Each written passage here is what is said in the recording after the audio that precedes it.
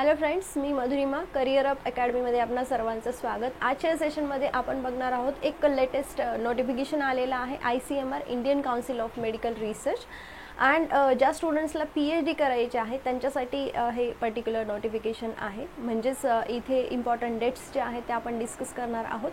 ह्या important dates म्हणजे application forms already start झालेले आहेत। आपल्याला महत्त्वाचं कळेल म्हणजे ह्यांची एक्झाम्स कधी असते, तर या सर्व गोष्टींवरती आपण इथे डिस्कशन करणार आहोत।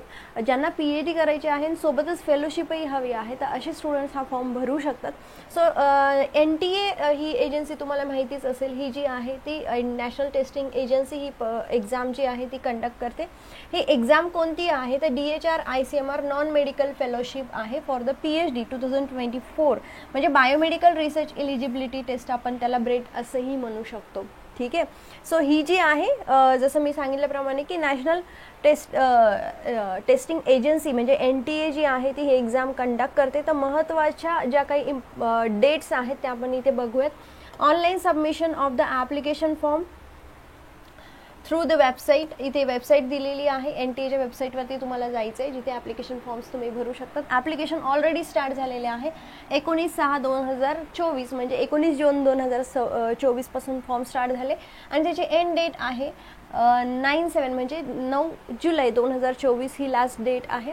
मग कधीपर्यंत भरू शकतात? रात्री 11:50 म्हणजे एक 10 मिनटं 12ला कमी असेल तोपर्यंत तुम्ही भरू शकतात। तर लास्ट मिनिट रश तुम्हाला अवॉइड करायची असेल तर तुम्ही लगेच फॉर्म भरून घ्या।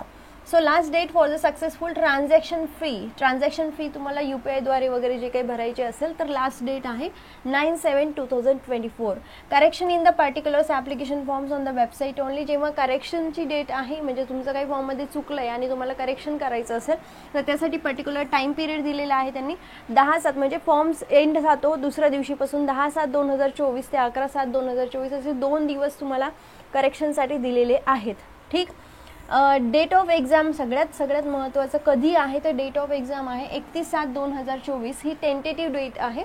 मे बी ह्याच्यामध्ये चेंजेस होऊ शकतात, पण याच दरम्यान म्हणजे जुलैमध्ये एक्झाम आहे, आले लक्षामध्ये। जुलैमध्ये म्हणजे तुम्ही आता जरी कन्सिडर केलं तर तुमच्या हातामध्ये 1 महिना आहे। त्याचा सिलेबस काढा, त्याचे प्रिव्हियस इयर क्वेश्चन पेपर्स काढा, ते तुम्ही बघा त्याचा एक्झामचा पॅटर्न कसा असेल आणि त्यानुसार तुम्ही 1 महिन्यासाठी स्टडी करू शकता। Then next one is the mode of exam काय आहे तर CBT आहे। म्हणजे आजकाल सगळ्याच एक्झाम्स कम्प्युटर बेस्ड झाल्या। तुम्ही सेट पण ही आत्ताची जी झालेली आहे अगोदर तीच ऑफलाईन मोड होती, इथून पुढच्या सगळ्या सेट ज्या आहेत त्याही CBT मोडने होणार आहेत। पॅटर्न ऑफ एक्झाम ऑब्जेक्टिव्ह टाईपचे MCQs विचारले जाणार। एक्झामचा मीडियम इंग्लिश असणार आहे आणि ड्युरेशन काय आहे तर 120 मिनिट्स आहे, म्हणजे 2 तासांसाठीची तुमची ही एक्झाम आहे। ठीक आहे, सो जी काही फर्दर इन्फॉर्मेशन आहे म्हणजे त्यांची जी काही फीज वगैरे हे सगळं तुम्हाला काय होणार आहे त्या NTAच्या वेबसाईटवर मिळेल। तुम्ही डायरेक्टली गुगलला NTA.ac.in असंही सर्च केलं तरीही तुम्हाला तिथे सगळे डिटेल्स मिळून जातील। ICMRचे तुम्हाला ॲप्लिकेशन फॉर्म्स येतील, तिथे ॲप्लिकेशन फॉर्म भरायचा आहे।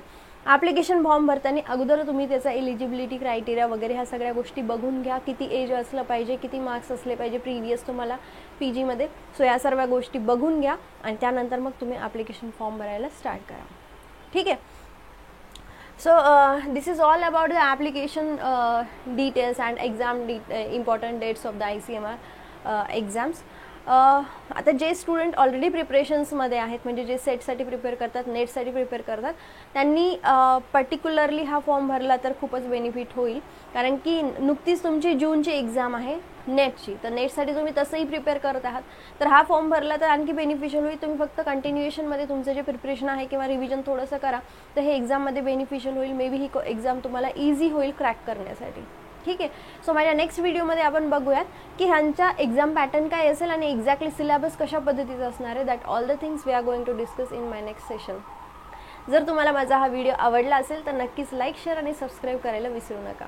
Thank you so much.